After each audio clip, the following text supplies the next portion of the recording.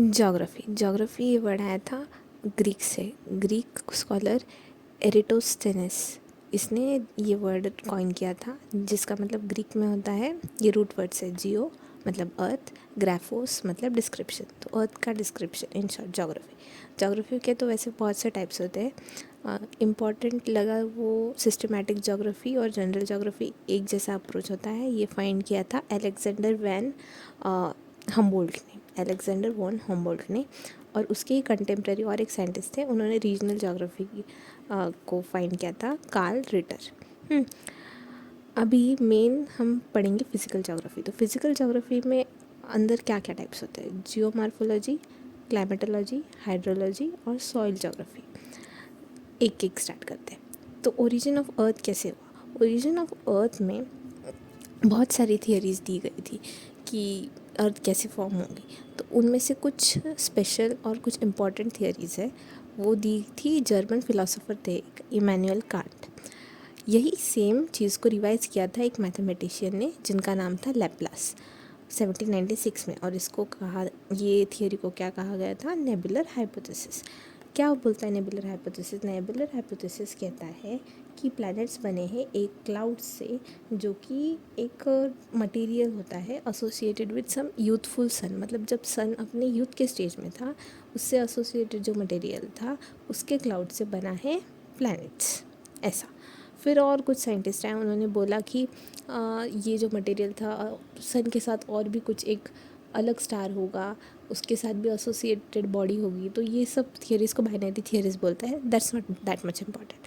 फिर 1950 में auto Schmidt Russia से और कार्ल वेजास्कर जर्मनी से, इन्होंने नेबुलर हाइपोथेसिस को रिवाइज किया। क्या कहा इन्होंने? कहा, थोड़ा इलेबरेट करके बताया कि सन जो है वो सराउंड किया गया है एक सोलार नेबुला से, और सोलार नेबुला बना है हाइड्रोजन, हीलियम और कुछ पार्टिकल्स से, जिसको हम डस्ट कह सकते हैं। तो इन पार्टिकल्स में हुआ फ्रिक्शन और कोलिजन हो गया, एक दूसरे से घिस के, एक दूसरे से टकरा के, ऐसे कोलिजन से ये बना डिस्क शेप का क्लाउड बन गया। फिर ये जो डस्ट और पार्टिकल्स थे ये सब मिलके एक्रेशन हो गया और प्लैनेट्स बन गए, मतलब सब जमा जमा होके क्या बने, प्लैनेट्स। सो एक ब्रॉड थियरी बताई उन्होंने कि ऐसे बने प्लैनेट्स, ठीक है। फिर अभी अर्थ के बारे में तो बहुत कुछ कर लिया था लोगों ने, तो फिर उसके बाद लोगों का ध्यान गया कि यूनिवर्स कैसे बना होगा। सो उसमें एक इम्पॉर्टेंट चीज़ थी क्या, big bang theory. Edwin Hubble ने 1920s में बिग बैंग थियरी थी, जिसको एक्सपैंडिंग यूनिवर्स हाइपोथेसिस भी बोलते हैं। तो expanding universe hypothesis, expanding universe मतलब क्या हो रहा है, यूनिवर्स एक्सपैंड कर रहा है, हाँ यूनिवर्स एक्सपैंड कर रहा है, जो गैलेक्सीज है उनके बीच में जो स्पेस है वो बढ़ रहा है। लेकिन जैसे अगर एक बलून होगा और वो बलून को हम बलून पे ऊपर कुछ डॉट्स लगा दें, ठीक है, और अगर वो बलून को ब्लो करें, तो ब्लो करेंगे तो वो क्या होता है, वो पॉइंट्स एक दूसरे से दूर जाते हुए दिखते हैं, बराबर, वो पॉइंट्स भी एक्सपांड होते हैं और वो पॉइंट्स एक दूसरे से दूर भी जाते हैं। बट रियलिटी में वो पॉइंट्स, मतलब हमारी जो गैलेक्सीज है वो बस एक दूसरे से दूर जा रही है, खुद एक्सपैंड नहीं कर रही, लेकिन उन गैलेक्सीज़ के बीच का डिस्टेंस इंक्रीज़ हो रहा है यूनिवर्स में, इसलिए बोलते हैं हमारा यूनिवर्स हमेशा एक्सपांड कर रहा है, अभी भी कर रहा है, ये कंटिन्यूस प्रोसेस है। फिर क्या थी big bang theory? Big bang theory थी, मतलब उन्होंने कहा था कि एक टाइनी बॉल था, इतना टाइनी कि हम इमेजिन नहीं कर सकते कि वो कितना छोटा होगा, उसका वॉल्यूम कितना छोटा है। फिर उसका टेम्परेचर बहुत बहुत बहुत ज़्यादा था, इनफाइनाइट टेम्परेचर था, और डेंसिटी भी बहुत बहुत बहुत ज़्यादा थी, इनफाइनाइट डेंसिटी, मतलब अनइमेजिनेबल ऐसा वो था, और वो फट गया, ठीक है, वो एक्सप्लोजन हो गया। कब? करीब, अभी सब लोग मानते हैं कि approximately 13.7 billion years before present वो एक्सप्लोजन हो गया। और जब एक्सप्लोजन हुआ ना, तब रैपिड एक्सपेंशन हुआ, और फिर धीरे धीरे धीरे होने लगा। तो एक्सप्लोजन के 3 महीने में पहला एटम बनने लगा, फिर धीरे धीरे हो गया ना, तो फिर 3 लाख साल में टेम्परेचर गिर गया, कितना, 44,500 केल्विन तक टेम्परेचर ड्रॉप हो गया, और तब राइज होने लगा क्या, एटॉमिक मैटर, और फिर यूनिवर्स हो गया ट्रांसपेरेंट। तो इस तरह से धीरे धीरे धीरे चेंजेस होने लगे। अभी एक्सपांशन हो रहा है, ये तो सबने कह दिया, लेकिन एक बंदा था हॉयले, इसने कहा कि भाई स्टेडी स्टेट कंसेप्ट दिया और उन्होंने कहा कि यूनिवर्स स्टेडी है, कुछ एक्सपांड एक्सपांड नहीं हो रहा है, लेकिन समय के साथ प्रूफ्स मिलते गए कि नहीं, यूनिवर्स एक्सपांड हो रहा है। सो ये स्टेडी स्टेट कंसेप्ट दिया था हॉयले ने, लेकिन ये साइंटिस्ट ने इससे एग्री नहीं किया। अभी स्टार्स कैसे फॉर्म हुए? स्टार्स फॉर्म हुए क्योंकि अभी ये सब देखा, जब अर्ली स्टेज था यूनिवर्स का, तब ना अनइवन डिस्ट्रीब्यूशन था मैटर का, एनर्जी का, और डेंसिटी में भी बहुत डिफरेंसेस थे। तो ये सब डिस्ट्रीब्यूशन अनइवन था, इसकी वजह से डेंसिटी में डिफरेंसेस थे, और इसकी वजह से क्या हो गया, ग्रेविटेशनल फोर्सेस में डिफरेंसेस आने लगे। ग्रेविटेशनल फोर्स में डिफरेंस आने लगे मतलब मैटर एक जगह किधर इकट्ठा हो रहा है, इधर इकट्ठा हो रहा है, ऐसा होने लगा। तो फिर ये चीज़ें, जो मैटर इकट्ठा हो रहा था, ये बेस बन गई गैलेक्सीज़ के लिए। तो गैलेक्सी क्या होती है? गैलेक्सी में बहुत सारे तारे होते हैं, बहुत सारे, और गैलेक्सी बहुत बहुत बहुत बड़ी होती है। कितनी बड़ी? 8 लाख से 1.5 लाख लाइट ईयर्स तक। पहले देखते हैं लाइट ईयर क्या होता है। लाइट ईयर एक्चुअली टाइम नहीं होता है, लाइट ईयर एक मेजर होता है डिस्टेंस का। अभी हमें पता है कि लाइट ट्रैवल्स 3 लाख किलोमीटर पर सेकेंड, दैट इज़ 3 × 10⁸ मीटर पर सेकेंड। तो एक साल में लाइट कितना डिस्टेंस ट्रैवल करेगी, उसे बोलते हैं लाइट ईयर। तो एक लाइट ईयर कितना होता है? एक साल में लाइट कितना ट्रैवल करती है? 9.461 × 10⁻12 किलोमीटर। ये इंपॉर्टेंट है। तो इतना ट्रैवल करती है लाइट एक साल में। इसके हिसाब से अगर देखिए तो सन और अर्थ के बीच का जो डिस्टेंस है वो है करीब 149598000 किलोमीटर्स। तो ये अगर लाइट ईयर के हिसाब से में देखेंगे तो 8.311 मिनट्स, अप्रॉक्सीमेटली 8.3 मिनट्स इतना है लाइट ईयर के टर्म्स में। तो ये देखो कितना इजी हो गया, इतने सारे किलोमीटर्स अगर लाइट ईयर में कर रहे हैं तो 8.311 मिनट्स। सो कैलकुलेशंस इजी। यहीं पे तो वही हम कह रहे हैं कि इतने बड़े थे एक्सप्रेस करने के लिए, तो 80,000 से 1.5 लाख लाइट ईयर्स इतना उनका डायमीटर है। गैलेक्सीज का कुछ कुछ हो सकता है।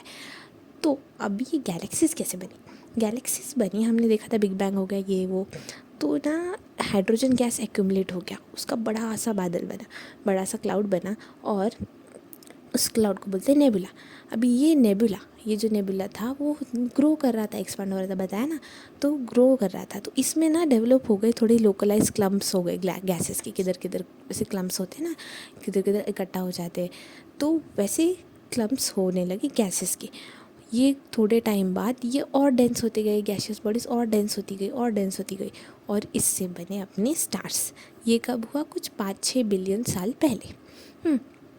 अभी ये तो हमने समझ लिया कि कैसे हुआ, स्टार फॉर्मेशन कैसे हुआ। अनइवन डिस्ट्रीब्यूशन था मैटर और एनर्जी का, और इसकी वजह से क्या हो गया? डेंसिटी में डिफरेंस आने लगे। अभी डेंसिटी में डिफरेंस आने लगे मतलब क्या हुआ? ग्रेविटेशनल फोर्स उसमें डिफरेंस आने लगे।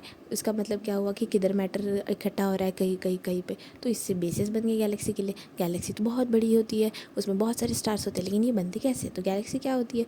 बहुत सारा ऐसा हाइड्रोजन गैस का ऐसा क्लाउड बना था, उसको नेबुला था, वो ग्रो हो रहा था, उसमें कुछ कुछ लम्प्स बनने लगे और वो डेंस होते गए, और वो डेंस स्टार्स, जो डेंस गैशियस बॉडीज़ थी, वो था अपना स्टार्स। ये है कब हुआ? 5.6 बिलियन ईयर्स अगो। अभी देखते हैं फॉर्मेशन ऑफ प्लैनेट्स। प्लैनेट्स कैसे बने? प्लैनेट्स बने कि स्टार्स था, अपने को पता है लोकलाइज लम्प थे गैसेस के नेबुला के अंदर, वो थे स्टार्स। अब भी प्लैनेट्स क्या थे? प्लैनेट्स थे कि gravitational force with in the lumps, मतलब वो लम्प्स थे उनमें कुछ ग्रेविटेशनल फोर्स होगा, तो ये सब ग्रेविटेशनल फोर्स की वजह से वो जो क्लाउड था ना, उसको एक कोर बन गया, उसको सेंटर मिल गया। तो वो कोर सेंटर बना और उसके अराउंड गैसेस और डस्ट ऐसे ऐसे रोटेट करने लगे और एक डिस्क सा फॉर्म हो गया। तो ऐसे समझो कोर, और उसके अराउंड ऐसे गैसेस डस्ट डस्ट डस्ट, और ये सब भी रोटेट कर रहे हैं, रोटेट कर रहे हैं, रोटेट कर रहे हैं। कुछ टाइम बाद ये जो गैस का क्लाउड था, बादल था, ये ना कंडेंस होने लगा, और मैटर भी, वो जो कोर के अराउंड था वो भी सब कंडेंसेशन होने लगा। तो उसमें से स्मॉल राउंड राउंड ऑब्जेक्ट्स बनने लगे। क्यों? कोलिजन के प्रोसेस की वजह से। और इससे क्या बना? ये जो छोटी छोटी बॉडी बनने लगी, हम इसे बोलते हैं प्लैनेटेसिमल्स। प्लैनेटेसिमल्स, अब ये प्लैनेटेसिमल्स बनने लगे। छोटे छोटे या फिर बड़े बड़े? बड़े बड़े कैसे बनने लगे? कोलिजन से बनने लगे, ग्रेविटेशनल अट्रैक्शन की वजह से वो एक साथ चिपक के रहते थे, मटेरियल स्टिक होके रहता था, और लार्ज नंबर ऑफ छोटी छोटी बॉडीज़ को ये प्लैनेटेसिमल्स बनते, तो छोटी छोटी बड़ी छोटी ऐसे प्लैनेटेसिमल्स बनने लगे। तो ये सब प्लैनेटेसिमल्स आगे जाके इकट्ठा हो गए, और इसके बना क्या? प्लैनेट्स, अपने प्लैनेट्स। तो अपने सोलर सिस्टम के प्लैनेट्स कब बने हैं? अप्रॉक्सीमेटली 4.6 बिलियन ईयर्स अगो अपने सोलर सिस्टम के प्लैनेट्स बने। तो प्लैनेट्स कैसे बने?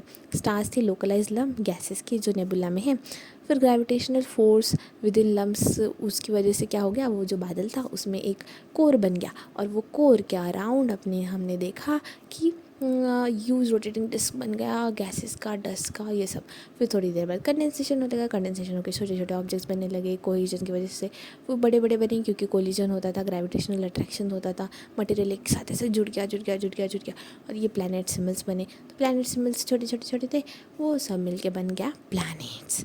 और अपना स्टार्स बने थे, मतलब स्टार्स पहले बने, 5-6 बिलियन साल पहले स्टार्स बनते, और 4.6 बिलियन ईयर्स के पहले क्या बना? प्लैनेट्स बने। ओके, लिथोस्फीयर और एटमॉस्फेयर और हाइड्रोस्फीयर कैसे इवॉल्व हुए, ये हम नेक्स्ट वीडियो में देखेंगे।